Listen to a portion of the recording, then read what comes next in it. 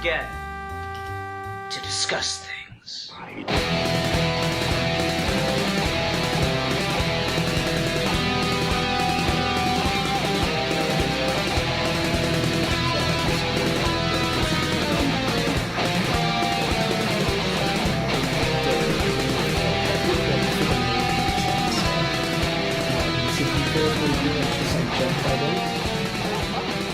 Okay, I appreciate you doing this, man. It's a big help. Alrighty. Hi, everyone. Welcome to another episode of Geeky Gentlemen. I am Sid Part2. Joining me today is a special guest, Mr. Redley Antilles. He goes from leaving his thoughts in the comments section for paragraphs upon paragraphs to leaving his thoughts in the episode. Yep. Red's here filling in for me for a pinch, so I appreciate that, Red. And who are we talking about today? We are talking about General Grievous. Indeed. I picked this, and I contacted Red because, Star Wars. But Grievous is just one of those characters who I'm, really torn on if he was a brilliant decision or just purely marketing. And the more I think about it, the more I'm like, it was probably a bit of both. Little A, little column A, little column B. But I don't really know. I don't really recall ever hearing you talk about Grievous at all, Red. What are your general thoughts on General Grievous? So as a kid, I did have the second volume of the 2D Clone Wars, so I definitely had both the badass General Grievous and the cowardly kind of joke that you get in Revenge of the Sith. Mm-hmm. Since I was little. That was my earliest stuff, so I didn't have that reaction that a lot of people had in the theater coming out of the multimedia project. So my relationship to the character is kind of gradually gone back to that in a weird way, where as I've discovered the Grievous of Dark Horse comics and the like, but more or less, I'm of the opinion that he can be done well in canon, but he shouldn't be that Grievous. He should be Dark Horse, because we have Dooku, who is that mustache-twirling villain. Uh-huh. But when we put the focus on the body horror, then it clicks, I think, with canon.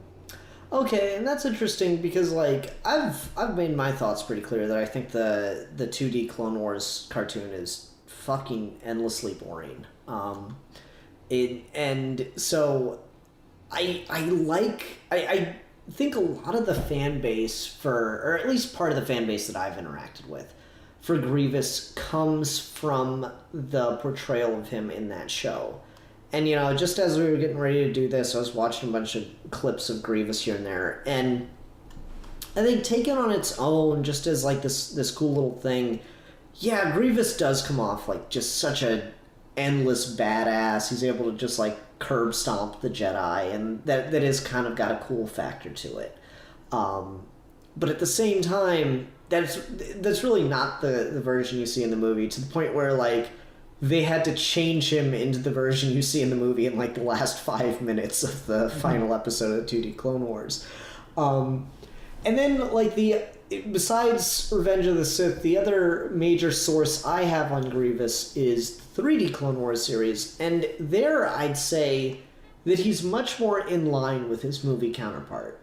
He's got moments of, genuine, kind of scary and cruelty, but he does tend to be, I don't know if bumbling or buffoonish. That's probably a little too harsh, but at the same time, he does tend to, kind of, fuck up and wave his fist in the air and is like, Obi-Wan! A lot through that series, I feel.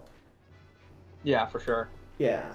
But for me, I don't know, you look at Grievous, and like all things with Star Wars, the prequels just have a lot of stuff that feels like it was thrown on screen and then other people worked really hard to make it cool. So like Grievous kind of being seen as a proto-Vader. I see him kind of talked about in that way, or like we'll see stuff with Vader and like you'll have references to Grievous and they kind of foil each other in that regard. That kind of thing I find really, really interesting, and I like it when I see it, but I don't think we see it nearly enough. Yeah. Yeah. But at the same time, I'm kind of left in this place with Grievous where, like, you know, Darth Maul had 2 lightsabers and he was really popular. Let's give a character 4 lightsabers and he'll be super popular. That's kind of where I'm like, I feel like that was literally all the thought that was put into putting Grievous on screen, and then everything else that's interesting that's been done with him after the fact is people just working really hard to make the prequels better. Thoughts? It's interesting because so much of his development was multimedia project, to the point that it's actively being influenced by the production of Revenge of the Sith, that you gotta ask, like, what the hell was going on with the communication there? Like, simultaneously, Lucas is scripting while Ostrander is scripting comics, and there's definitely communication, but I don't get how there was no attempt to make the character cooler in the film. I mean, it really does seem like the thing that's going to make him cool is just his look. He's got the Vader thing, is, you know, mechanical. He does the he has the 4 lightsabers, which is like the cool little check mark for your Darth Maul box. And then like they kind of give him his own X factor because he crawls around and moves like a spider or some shit. And like that is all genuinely cool.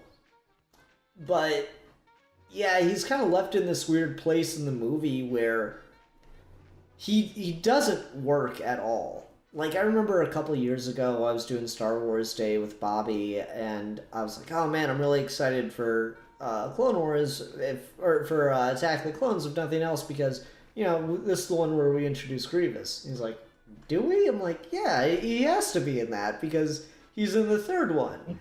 It's like, no, he's not even in the 2nd goddamn movie. They wait till the 3rd act to introduce this villain, and he's barely in that movie, and he's like kind of built up like he's supposed to be this huge threat, but really all you see him do is just run and get defeated in a way that should be really interesting, but he's got no build-up behind him in the movie itself. You know, he's like, oh, I've stolen lightsabers from Jedi. Yeah, but show don't tell. Which they were going to, and they cut the scene. Oh, I didn't know that. Oh, have you not seen the Shock T scene? Oh, okay, yeah. But like, she's already. You don't see her like fall in combat, if I'm remembering correctly. Yeah, she's kind of just executed. Yeah, I mean, the implication, I guess, is that he beat her because he does use her lightsaber, and I think he acknowledges that.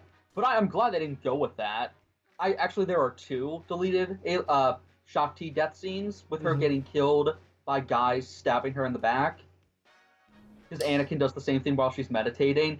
That's a whole other thing that they twice attempted to fridge a female character who didn't get a single line. But I'm not going to get into the Shock T rant. Because I'll just curse Lucas for 20 minutes. Yeah, as you do. Because that's one of those complaints that is kind of very incredibly valid about his treatment of female characters. But with Grievous, yeah, he does nothing in the movie. I think his only actual confirmed kill might be that one clone that he grabs as he's speeding away and then drops. That's too funny. He falls off the sinkhole. That's all I can remember for an actual kill. He's just impotent. Yeah, and like, it's just one of those things of, part of it's the failure of the movie because it's dependent so much on this external universe stuff, and that's not how you make a goddamn movie. And I don't know, but what's interesting though is once you start to get into the multimedia stuff, you start to get into what's actually driving the character. And so I've got little bits and pieces. Like I said, mainly I know him from the 2 Clone Wars shows. And I know I've heard a lot of people complain about, like, 3D Clone Wars nerfed Grievous because, like, he got beaten by some Gungans and yada yada yada.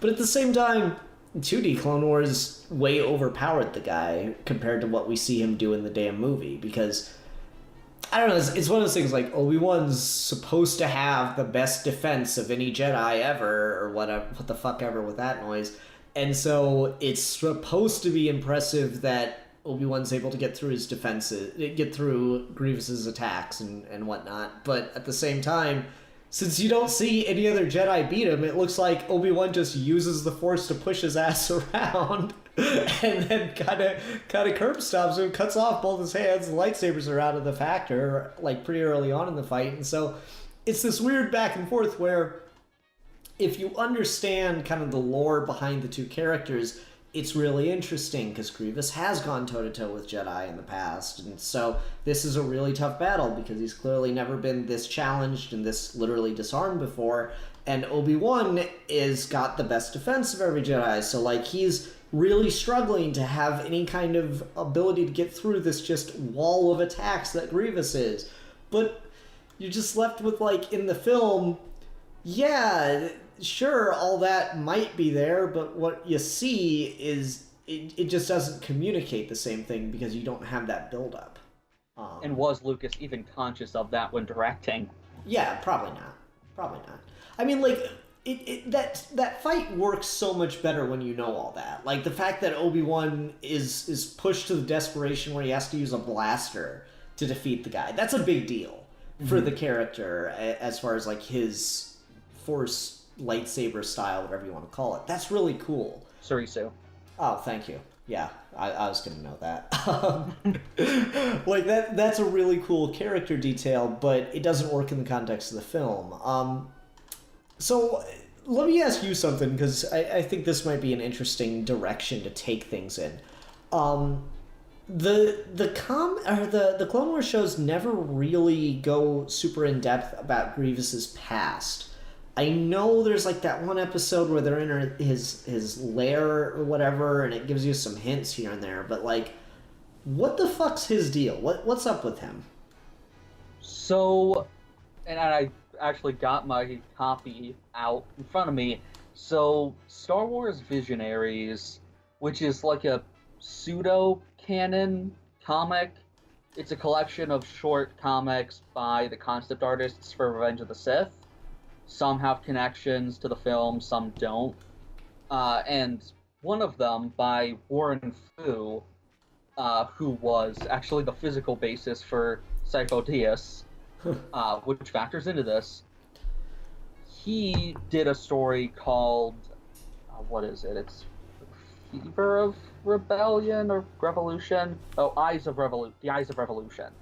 And the idea is that Grievous is a member of this warrior culture, the Kaleesh, and they have been at war with this insectoid species called the Huck, and the Huck provocated a lot of this, and then, like, Grievous was a sniper, and then his comrade and probably lover, she gets killed, and so he assumes the name Grievous as, like, a title, like the one who grieves. And so that mask that he wears is based on, the Kaleesh have, like, masks that they put over their face that look like kind of their faces underneath, but I think they're made from some animal skull or something, but it's a ceremonial thing, it's a whole cultural thing with him, and so he's a revolutionary, and a leader to his people. But the Huck go to the Republic, lie about how all this shit started, get rearmament from the Republic, and then essentially just go on the genocide because it looks bad because Grievous was pushing the offensive once they had knocked them back. And so, where the story begins is Grievous is taken off on his shuttle, and then Dooku electrocutes it from afar. And it crashes, and he pulls Grievous out of the wreckage, takes him to Geonosis, and they, have him in, like, this vat. And they're kind of fixing him up. And Sand Hill, that Mun guy, one of Lucas's many Jewish stereotypes from the prequel trilogy, because you can't have just one, he kind of propositions like, hey, we can, make sure that your people, never go starving if you just help us out, and we can hook you up with with robot limbs and shit. And Grievous just wants them to dump him back into the sea because his men died, and he, as a general, should die with them instead of being kept alive as a perversion. But they eventually talk him into it, and there's a whole thing where they remove parts of his brain to make him less empathetic. And so, like, they don't change who he is, but he essentially gets to a point where he is just this rage-filled monster with, no real focus on who he was before. And actually, he's given a blood transfusion from Sifo-Dyas, who Dooku has on ice, which is a whole thing. And we end with, Sidious kind of getting doing the Proto-Vader conversation, and where he's talking about the whole, how good the mechanics can be, but it's not necessarily, a substitute for Sith or for the Force. Mm-hmm. And then he refers to him as a droid, and so Grievous, like, destroys everything and says, I am not a droid. Okay. And it's like, that's kind of where you leave him, and he's just this... I think he actually doesn't even think about or really remember, doesn't feel the emotion that made him the one who grieves in the first place. He's just this angry husk of a person. And so it's, Vader prototype. He is exactly what Palpatine kind of wanted Vader to be, just a rage-filled machine, which Vader was for a prolonged time, but obviously was able to find that connection back to Luke. Grievous wasn't. Mm-hmm. And yeah, see, that's the kind of thing I find really interesting about Grievous, and it's really hard to tell if the seeds of that connection to Vader were intended to be planted, or if someone just seized upon the opportunity. Because, like, in the Gillen Vader run, when you've got that moment where Vader kind of stumbles onto Sidious kind of either trying to replace him or making him think he's trying to replace him, it's kind of vague. I don't think Palpatine's sure yet. Yeah, right. Like, you've got that scene where there's one of the Mon Calamari, and he's been pretty much Grievousified. It's just like a General Grievous body with a Mon Calamari head on it, and they're like, oh yeah, the creator goes, oh yeah, I was a big fan of General Grievous. And you kind of have, like, these connections that these writers retroactively make between Grievous and Vader. And the question is, was that thought put into the creation of the character? Like, okay, so we have this guy who's doing the day-to-day leading of the droid army in place of Sidious and Dooku. All right, so what's he like? What's he look like? And instead of just a droid, they go with a cyborg who's barely got any living components, biological components left, to the point where it's honestly a weakness. Like, what was the thought there? It's like, okay, is that just because it looks cool, or it seems like it's almost too perfect for it not to have been intended for a Vader parallel, right? Yeah, it's been a long time since I've been through the Episode 3 featurettes. Mm-hmm. But I'm pretty sure the cyborg thing was very much intentional. Okay.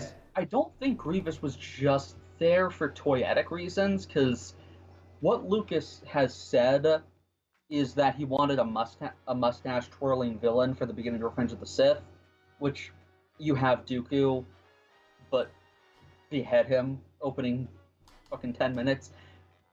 But aside from that, it doesn't seem like there was much beyond it. Just Cyborg, and that's it, essentially, and be the main general, to the point that the the Magna Guards, Grievous's guys with the electro the electro sticks? Yeah. Yeah, that was Grievous's original design. In fact, it's recorded in a featurette with Lucas staring at the board with all the finished designs, deciding on that one, and like earlier they had already been recording as someone had kind of roughly been scribbling out another sketch, even though he had already finished his. He was just like, I might as well throw in another design, not to use it, but just for his own thought process. And as Lucas was walking around, he actually saw that and was like, this is Grievous. And that's how the design we got actually came about. That is really cool, and I love that stuff in Star Wars. Those moments of just kind of spontaneity. Those are some of the best things in Star Wars to me. But at the same time, when it comes to that spontaneity, you begin to wonder even more about these connections then that are kind of developed after the fact. I've been on a huge Dragon Ball kick lately, so I guess I'll compare it to like Goku was an alien the whole time. It clearly wasn't planned, but it worked, right? And so I kind of wonder if Grievous was like that. It was like, okay, we just need a leader of the droid army, and he's mostly got to be a robot because he's leading the droid army. And then it's like, well, let's make him a cyborg. Oh, okay, that'll be cool. And then just it happens to work that it plays really well when you start throwing in parallels to Vader.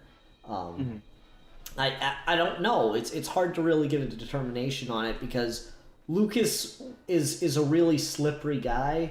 Obviously he's been on record contradicting himself multiple times, so it's hard to tell if he's trying to make himself look better or if he honestly just doesn't remember, kind of like the Stan Lee thing. So I don't know, it's an interesting thing to think about in regards to the character. But let's go ahead. I looked up what the background is, and so according to Lucas, with Grievous, I wanted someone who was reminiscent of what Anakin was going to become, which is half a man, half robot. In this case, Grievous is sort of 20% alien, 80% robot. And, like, the original idea was that he was this, like, baby-looking alien that was floating in a jar. And then it was later that he decided, let's make him fearsome. So, like, okay. He, I guess, has the mechanical and organic stuff, but not for, like, a combat purpose, kind of just keeping him alive, I guess. So he's, like, close to just being, like, the brain in the jar, getting, like, wheeled around. Yeah, kind of like Krang. Yeah, that would have been kind of funny. I don't know. That's, again, with Lucas, he's so slippery, it's so hard to tell with him. I'm also on, like, the dates of when he said that kind of thing. I think that stuff's from the featurettes, which is the good thing with the prequel trilogy. Really good thing with the prequel trilogy. Not only because it's, good information about filmmaking, got a lot of people interested, but also the featurettes hold him actually accountable. yeah. So I don't know. It is cool then to see that he was thinking it through. But again, it's just kind of the thing with everything in the prequels, like, oh yeah, clearly this was thought through and it's actually kind of clever. It's just that it wasn't done very well. And so you get like, oh yeah, so there's this character with all these interesting parallels to Vader, but we don't really do enough to establish that in the movie. It's just kind of, yes, those parallels exist. They don't mean anything to the actual plot. And it's, with Star Wars, it's like, oh, this character in the background has like a 70-issue comic series just all dedicated to them. So it's kind of hard not to say that you should just expect that with Star Wars characters, that they're really expanded on in the background after you get out of the original trilogy. But at the same time, I don't know. It's hard not to take the movies of Star Wars as the actually important thing and just view everything else as supplementary. And the tricky thing with Grievous is he could have been the proper way to do that, because his background wasn't something retroactive. It was created along with him, and yet the film doesn't display any of that. Mm-hmm. Like, they had the opportunity to actually earn the consult these novels and comics mentality, but instead, they didn't even use it as a crutch. They kind of just threw that aside, and he's nothing. He's a distraction in the film. A cool one, but he's just there to get Obi-Wan out of the plot. Yeah, he's the Wampa, right? He's the Wampa that takes up half the fucking movie. That's kind of ridiculous when you think about it that way. Like, the Wampa's cool when it takes up like 10-15 minutes, but when it's like half the fucking movie, and then he just goes out a little bit like a punk in comparison, he doesn't even look like he can really compete, just given the film itself. It does get really, really kind of awkward. Given the Wampa thing, you do not want to look at those original scripts by Lee Brackett and the deleted scenes. Oh, yeah? There was a whole plot thread about a Wampa attack that was building. There's a whole thing with an alternate version of the Han and Leia hallway scene where it's literally just them in the background while you see a Wampa hand on the other side of the ice for like 2 minutes. And there's a Wampa invasion. Lucas went very overboard with that, so you're not off mark with that. It just reminds me of the DLC for, I think it's Force Unleashed 2, where you break into Hoth as the apprentice character, and like you're going through some subterranean caves, and you just gotta kill some Wampas on your way there. Yeah, they threw in the iconic deleted door that's in everything on Hoth. That's funny. The Easter egg of 3PO ripping the warning sign so the stormtroopers open it, one gets grabbed in. That's in every fucking video game ever set on Hoth. That's too funny. Anyway, so we just got a couple more minutes to fill here on Grievous, though. Let's talk design-wise, though. Just like the look, the construction of the character. So I mentioned it earlier that like his physical parts are almost are more of a weakness than anything. Like he in 2D Clone Wars, he almost loses to Mace Windu finally because he just gets choked.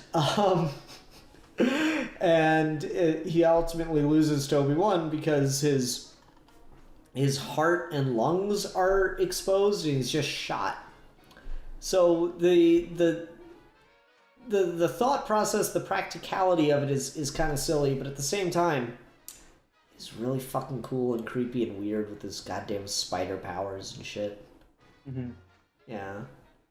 I don't know, what have you got on the design stuff for the character? I mean, his death is like the coolest fucking thing. Hmm. Like there's a reason they made a figure of that.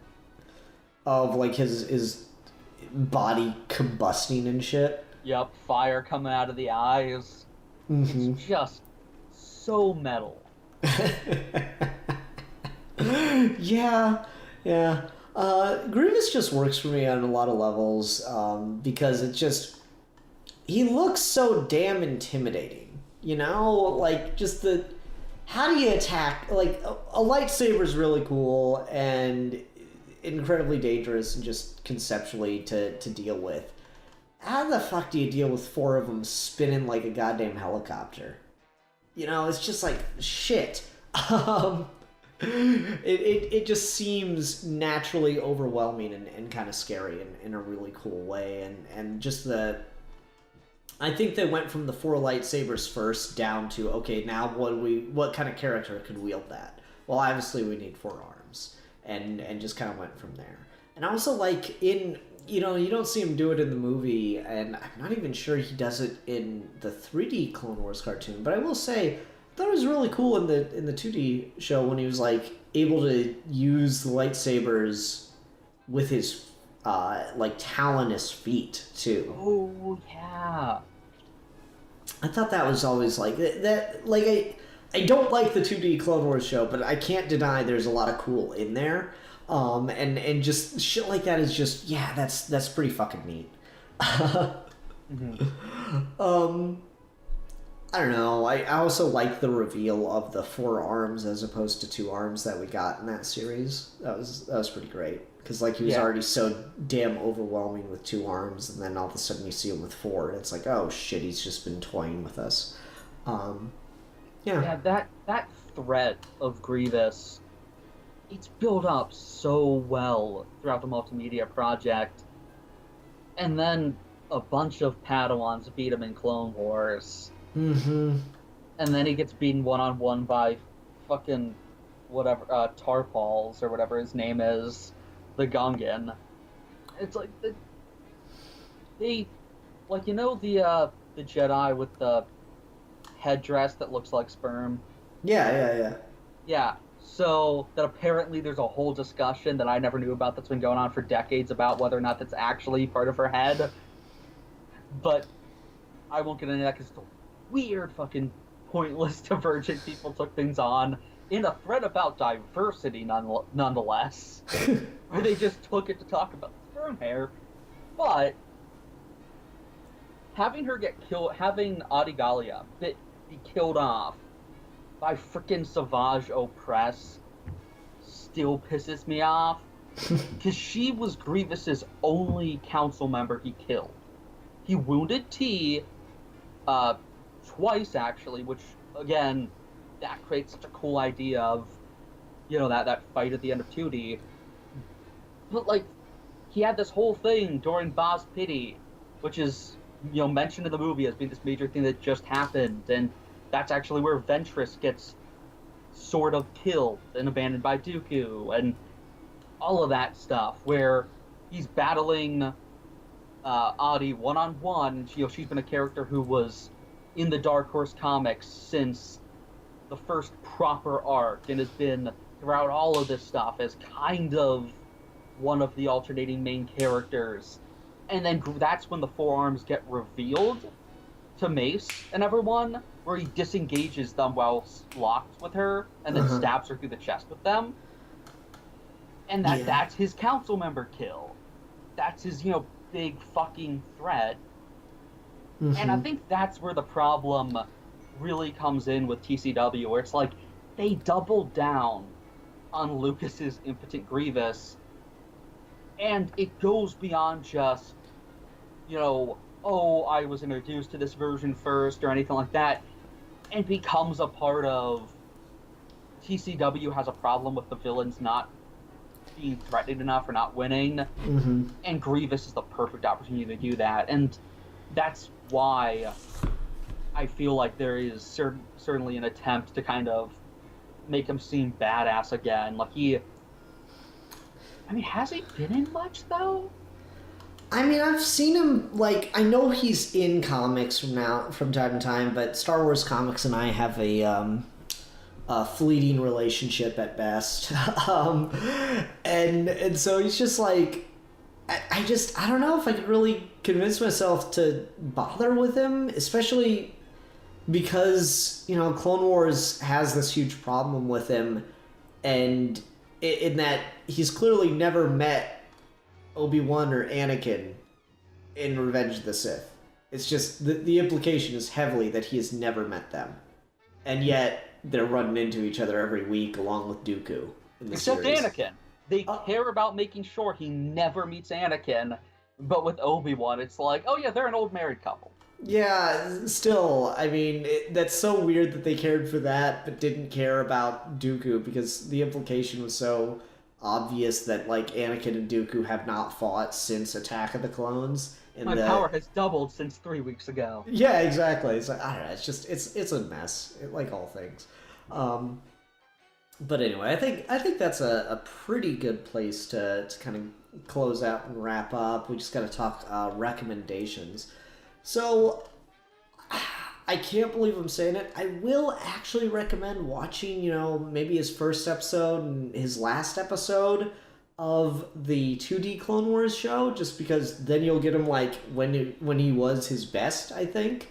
And then, I mean, maybe watch the movie, or I saw a really good edit of some scenes with Grievous set to modern Major General. That was pretty funny. I could recommend that. How about you? What recommendations do you have? I mean, like you said, 2D, which, Steve is going to be so happy when he hears that you had to recommend that. Vindication. It's still not good, but it's got good moments. I'll give it that. It's just fucking boring as shit. We take what we can get. But I would recommend Visionaries, particularly because the first story is Old Wounds, so it's just, in general, an amazing thing for Star Wars villains. But I would also, of course, have to recommend, as I always do, the John Ostrander Republic run, which is now being put out in trades as the Epic Collections for Legends under the title, I think, The Clone Wars, which opens right up with Ostrander's run beginning, the retitling, and then moves into Grievous eventually. So yeah, that's really all I can think of, because... Oh, Labyrinth of Evil. Labyrinth of Evil is a big Grievous thing, and that's by Lucino. And that, ties in right directly before Revenge of the Sith, but also contradicts the 2D show, even though those were made at the same time. I mean, they'd have to. They were at the same time! It wouldn't be Star Wars if they didn't contradict each other. That's what, 5-second tangent. They got everything perfect down to the month for the multimedia project, and then literally the last two things put out contradict. They had 2 straight years of perfection, but Star Wars has to Star Wars. Nice. Alrighty. Well, I think that will do it. Red, thanks again for doing this. This was a big help. No problem. I'm always going to just talk about Star Wars, so yeah, you might as well have just accidentally walked in on me talking to myself. I mean, if you weren't here in the video, you'd be there in the comments. You might still end up in the comments, adding more information. I usually do, so yeah. Yeah. Anyway, everyone, thanks very much for listening. Until next time, I'm the Philosopher. And I'm the Rogue One. And we are your Geeky Gentlemen. And we will be discussing things.